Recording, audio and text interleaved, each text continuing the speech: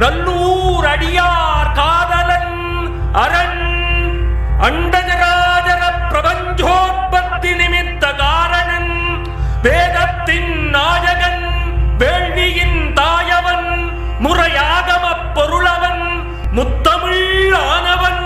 Nallur Kandasamiyar பரியேறி